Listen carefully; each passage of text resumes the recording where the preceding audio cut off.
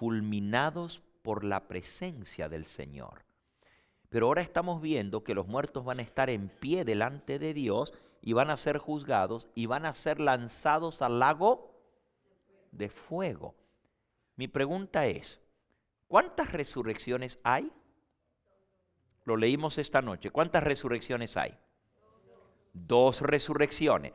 La primera es para vida eterna. ¿Y la otra es para qué? Para condenación, para ser condenados, para ser lanzados al lago de fuego. Ahora, ¿cuándo sucede la primera resurrección? Muy bien, vamos a leerlo. Ya esto lo vimos anoche. Primera de Tesalonicenses, capítulo 4, versículo 13 en adelante. Tampoco queremos, hermanos, que ignoréis acerca de los que duermen, para que no os entristezcáis como los otros que no tienen esperanza. ¿Quiénes son los que duermen? Los muertos. Noten que la Biblia dice que los muertos están ¿cómo? Dormidos. No están en el cielo alabando a Dios, no están en el infierno quemándose, no están en el purgatorio purgando sus deudas, están durmiendo. No quiero, hermanos, que ignoréis acerca de los que duermen. Versículo 14. Porque si creemos que Jesús murió y resucitó, así también debemos creer que Dios traerá con Jesús a la vida a los que durmieron en él. Por lo cual os decimos esto en palabra del Señor, que nosotros, que vivimos, que habremos quedado hasta la venida del Señor, no precederemos a los que durmieron, porque el Señor mismo con voz de mando, con voz de arcángel, con trompeta de Dios descenderá del cielo y los muertos en Cristo resucitarán primero. Esa es la primera resurrección. ¿Y quiénes resucitan en la primera resurrección? Los muertos en Cristo. Luego nosotros, versículo 17, luego nosotros los que vivimos, los que habremos quedado, seremos arrebatados juntamente con ellos en las nubes a recibir al Señor en el aire. Y así estaremos para siempre con el Señor. Así que, hermanos, dice aquí que los muertos en Cristo resucitarán primero. Esa es la primera resurrección. ¿Cuántas resurrecciones hay? 2. Una para vida eterna, la otra para condenación. Pregunto, los que resucitan en la primera resurrección resucitan para vida eterna. ¿Quiénes son? Los muertos en Cristo. ¿Y qué significa morir en Cristo? ¿Qué es morir en Cristo? Bueno, para morir en Cristo hay que vivir en Cristo. ¿Eh?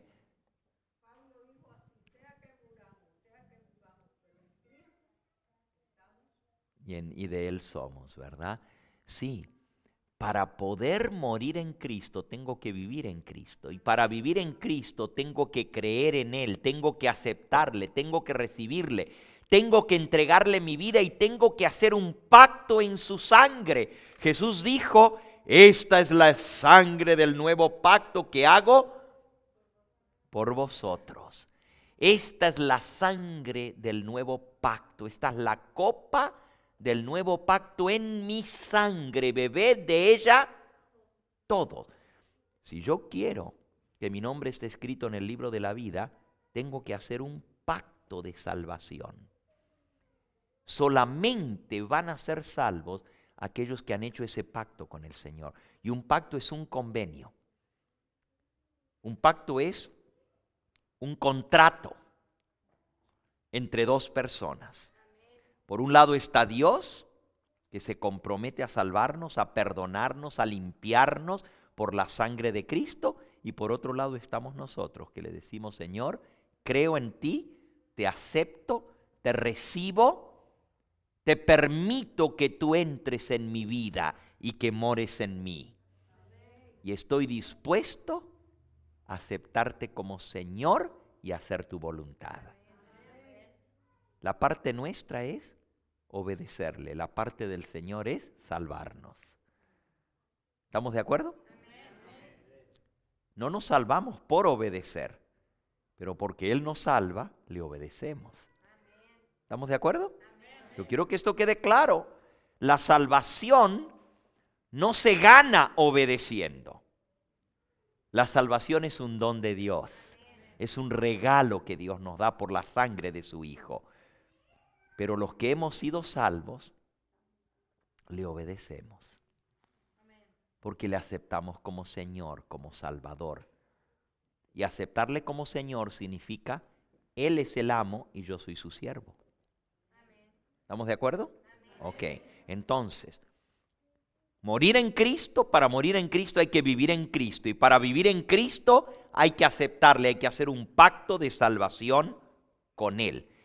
¿Cómo es que nuestro nombre se escribe en el libro de la vida? ¿Cuándo se escribe en el libro de la vida?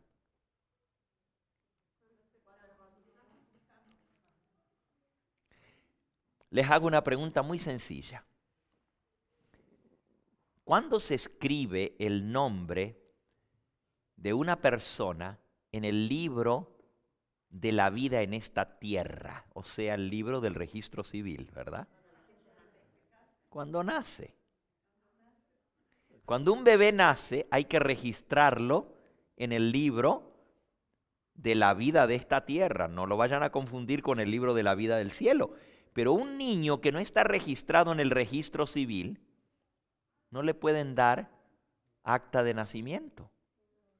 Qué problema que tiene, ¿verdad? Cuando no lo han registrado. Qué problema tan grande. ¿Por qué? ¿Quiere ir a sacar papeles? No está registrado. Es como que no existiera. No puede tener papeles, no puede tener documentos, no puede sacar cédula, no puede sacar tarjeta electoral, no puede sacar pasaporte, nada. ¿Por qué? Porque no está registrado en el libro, en el folio donde se anotan a los bebés que nacen. Ahora, mi pregunta es, ¿y cuándo se anota nuestro nombre en el libro de la vida? Nuevamente es cuando el bebé nace. Ahí es que se anota el nombre en el libro de la vida. Pero para que se pueda anotar, tiene que ¿qué? Que nacer. El Señor Jesús fue el que dijo, de cierto os digo, el que no naciere de nuevo no puede entrar al reino de los cielos. Para poder tener tu nombre escrito en el libro de la vida, tienes que nacer. No hay otra manera. No lo pueden anotar, nomás porque sí. ¿Y qué problema cuando una persona no lo han anotado? A mí me tocó allá en México tener una campaña y había una cantidad de gente que quería bautizarse. Algunos tenían que casarse porque no estaban ni casados, ¿verdad? Y bueno, para poder hacer un pacto con el Señor tenemos que estar dispuestos a poner nuestra vida en armonía con las leyes del Señor, ¿verdad? Yo no puedo decir voy a bautizar a esta persona porque el bautismo es para remisión ¿de qué? De pecados. Cuando una persona es bautizada, todos sus pecados le son ¿qué? Perdonados, quedan sepultados en esas aguas.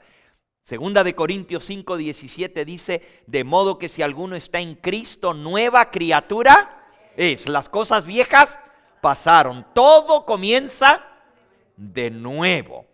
Pero imagínense si yo bautizo a una persona que está viviendo en unión libre. La Biblia le llama a eso fornicación. Imagínense que una persona esté viviendo y no está casada y yo la bautizo. Todos sus pecados hasta ese día le son perdonados, pero resulta que mañana sigue otra vez en lo mismo. Ya se bautizó, pero se va de vuelta a su casita y allá se va a la cama con un hombre que no es su marido. ¿De qué le sirvió el bautismo? sigue en lo mismo. Sigue en pecado. ¿Y la paga del pecado es qué? Muerte. Y si queremos que nuestros pecados nos sean perdonados y limpiados, dice Proverbios 28:13, el que encubre sus pecados no prosperará, mas el que los confiesa y se ¿qué? Y se aparta, hallará misericordia. Para que el Señor me pueda limpiar y perdonar en el momento del bautismo, yo tengo que ¿qué? En primer lugar, no tengo que encubrirlo. Imagínense que una persona venga y diga, pastor, yo me quiero bautizar, bautíceme, pero no me dice nada.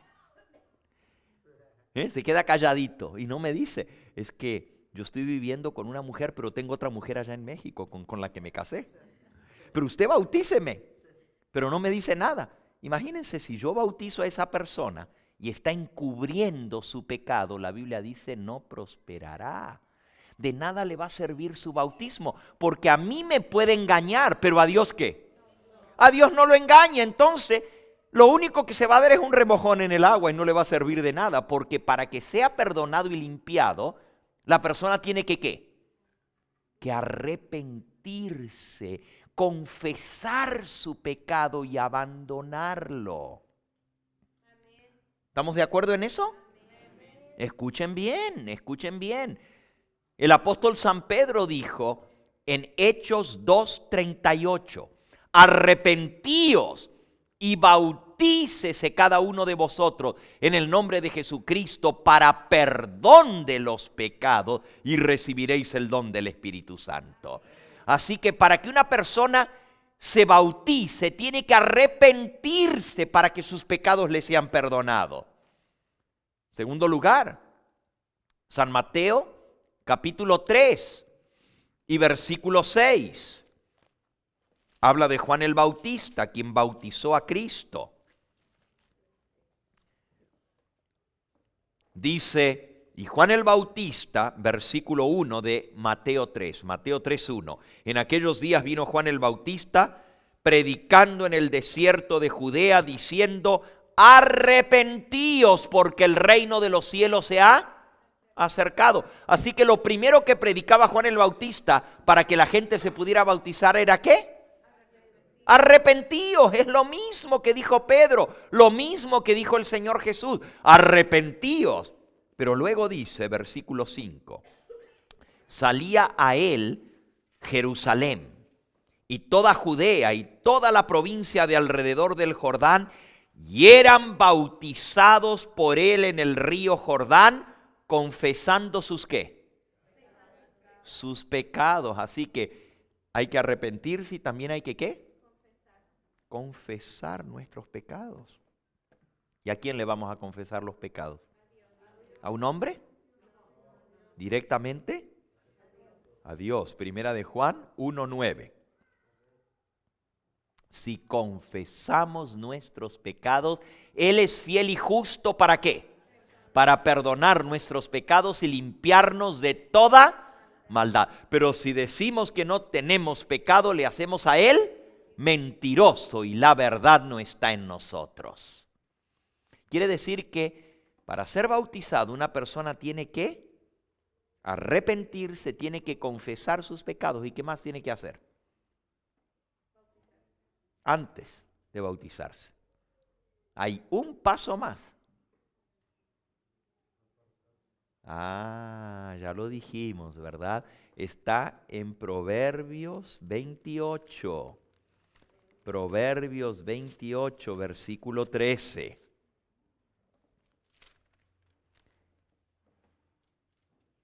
El que encubre sus pecados no prosperará, mas el que los confiesa y se ¿qué?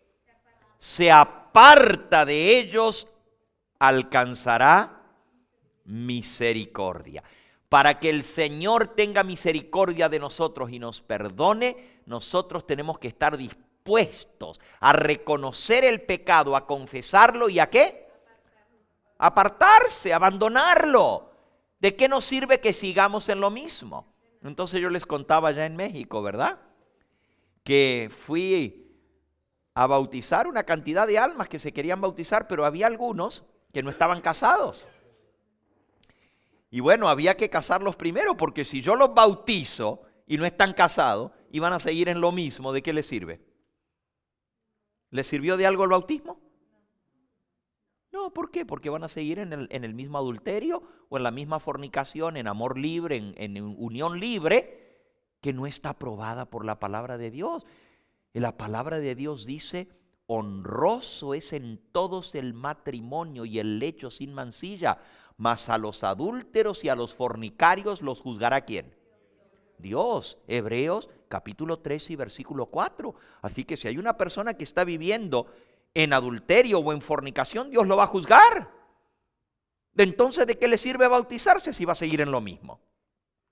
Primero tiene que arrepentirse, reconocer que está viviendo mal y decirle: Señor, quiero que tú me limpies con la sangre de Cristo, perdóname. Y el Señor está dispuesto a perdonar toda su vida de pasado, siempre que la persona se arrepienta, confiese y se aparte de ese pecado. Entonces, o te apartas de la mujer o te casas. Y si no tienes derecho a casarte, entonces apártate. Es muy claro, hermanos. De nada sirve. Y hay iglesias que bautizan a las almas así nomás. Venga, bautícese, total, Jesús te perdona. Oh sí, Jesús perdona a todo aquel que arrepentido venga a Él, pero no es cuestión de darle un remojón en el agua. ¿De qué sirve el remojón si sale igualito que antes? Por eso la persona tiene que permitirle al Señor que haga la obra completa. Y si la persona ya está casada y no está libre para volverse a casar, y está viviendo con una persona que no es su esposo o su esposa, lo que tiene que hacer es apartarse. Y el Señor lo perdona. Pero ese es el requisito del Evangelio, estar dispuestos a hacer lo que Dios manda. Ahora, yo les decía, ¿saben lo que tuvimos que hacer allá en México? Pues había unos viejitos que tenían a sus hijos ya grandes y a sus nietos y hasta bisnietos tenían. Tenían más de 80 años esta pareja y habían vivido toda su vida así nomás juntitos, pero nunca se habían casado y ahora conocieron al Señor Jesús. Y ahora necesitaban ¿qué?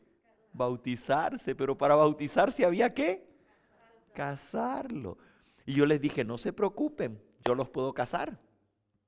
Yo tengo derecho a casarlos como ministro del Señor. Pero cuando fuimos, no tenían ningún papel. Y le digo: bueno, van a ir al registro civil y van a traer su acta de nacimiento. Es que no tenemos acta de nacimiento. ¿Pero cómo no van a tener acta de nacimiento?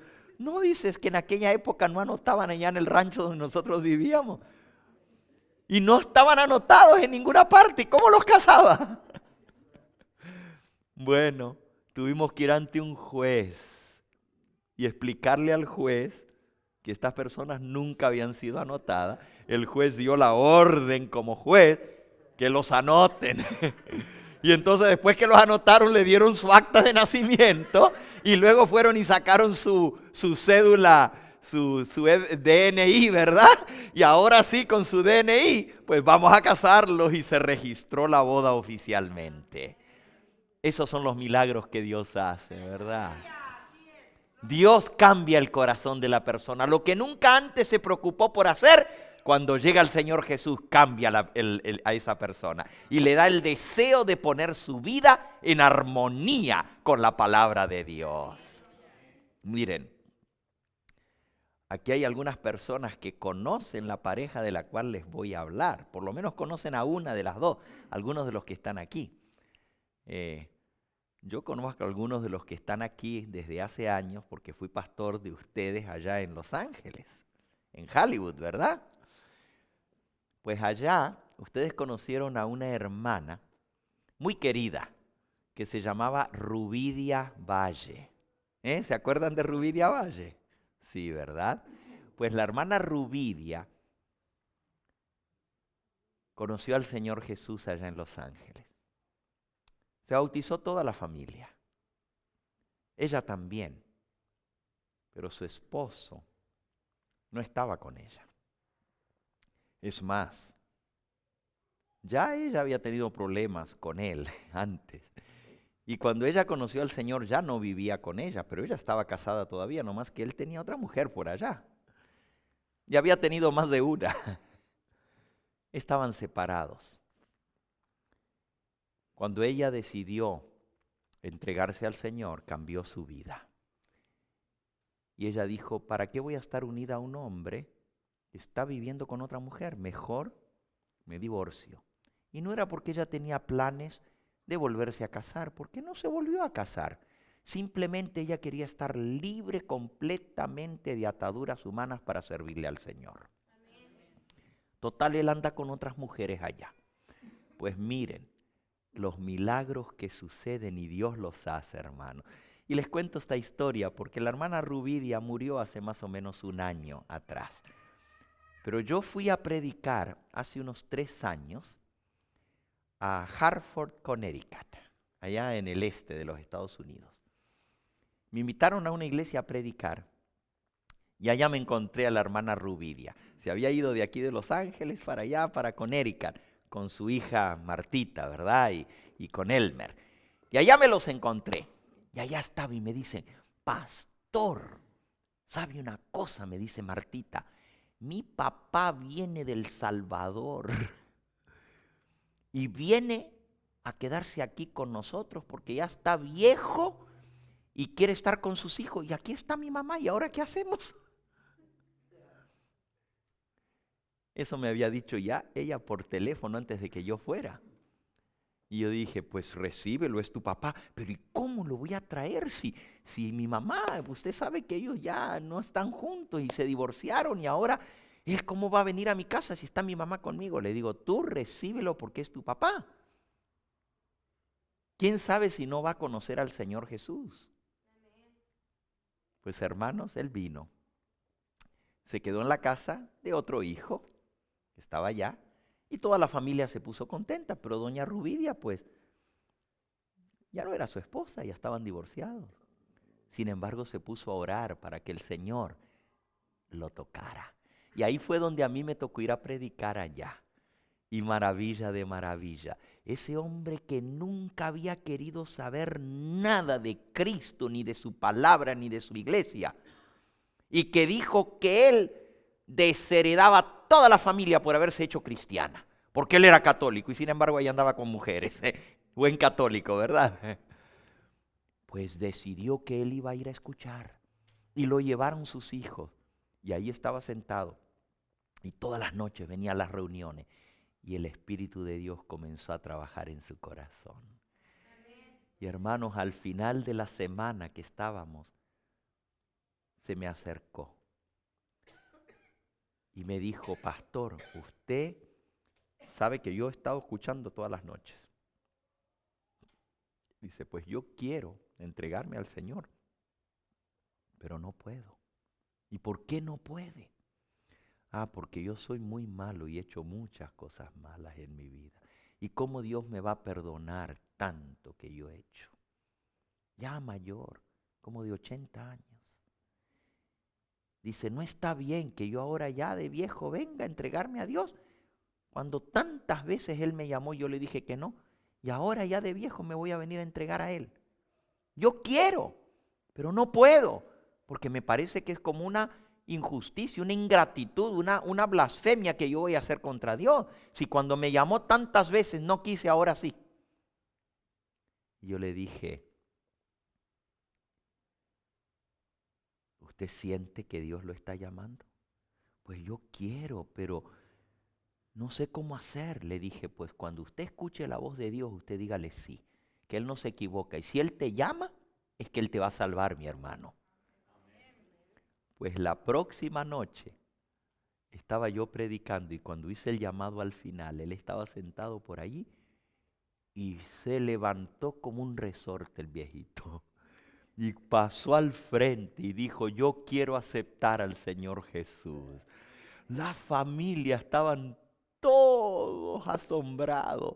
Estaban pero contentísimos, pero casi no podían creer que ese hombre que tanto le había hecho la vida imposible y los había desheredado y había dicho que él nunca se iba a ser cristiano, iba a renunciar a su iglesia en la que él había nacido, etcétera, etcétera, etcétera. Ahí estaba al frente llorando como un niño. Hermanos, tuve el privilegio de ponerlo en el bautisterio y bajarlo a las aguas. Y salió una nueva criatura en Cristo Jesús. Un nuevo bebé recién nacido. Pues miren lo que pasó. Se entregó al Señor, comenzó a ir a la iglesia. Ahora estaba contento con sus hijos. Y allá como a los meses me llaman, pastor. Dice Martita, dice mi mamá que si viene otra vez para aquí, para que los case. Y yo le digo, ¿cómo qué? Dice, sí, es que mi papá y mi mamá ahora se quieren casar. Ya se habían divorciado. Habían tenido todos sus hijos y luego tenían como 30 años que estaban divorciados. Y ahora de 80 y pico de años, él se entregó al Señor. Y Rubidia dijo, porque él se entregó al Señor, es una nueva criatura. Ya yo no le tomo en cuenta todo lo que hizo antes porque Jesús lo cambió. Y si el Señor lo perdonó, ¿quién soy yo para no perdonarlo? Si el Señor lo perdonó a él, ¿cómo yo no lo voy a perdonar? Ah, mis hermanos, y yo me cogí en el avión y me fui para allá. Hicimos una boda preciosa. Los dos viejitos parecían dos palomitas. Ella vestida de blanco. Bonita que se miraba. Qué felicidad tenían. Y todos los hijos y los nietos celebrando una alegría tan grande. Y fíjense que después de que los casé, se fueron a visitar a sus otros hijos. Y resulta que él había tenido por ahí otros hijos también con otras mujeres, ¿verdad? Pero ¿saben a qué se fueron? Se fueron a llevarles el evangelio los dos. A hablarles de Jesús. Allá al Salvador se regresaron a predicar el evangelio los dos. Y saben, después que les predicaron a todos sus hijos el mensaje del Señor, un buen día el viejito se durmió en Cristo. Se durmió en Cristo, eso tiene más o menos un año atrás, pero murió feliz, porque primero había vuelto con la mujer de su juventud, la madre de sus hijos. Pero más importante que eso, había aceptado al Señor Jesús y ahora todos sus hijos estaban en el camino del Señor. Dice la palabra del Señor, cree en el Señor Jesucristo y serás salvo tú y ¿quién? Y toda tu casa, dice el Señor. Pues él se durmió y ¿saben lo que pasó? Miren, aquí hay hermanos que les pueden decir que es cierto lo que les estoy contando. Se murió él y a los 3 días se murió ella también. Se fueron los dos juntitos. Tanto se querían que ella no soportó. Y ella también se murió en Cristo Jesús. La Biblia dice que los muertos en Cristo resucitarán primero. Ahora, hermanos, así como ellos murieron en Cristo, así van a resucitar en Cristo. Pero para poder resucitar los muertos en Cristo, tienen que morir en Cristo. Y para morir en Cristo tienen que aceptar al Señor. No importa lo que hayamos hecho en nuestra vida. Si nosotros nos arrepentimos, si nosotros confesamos nuestros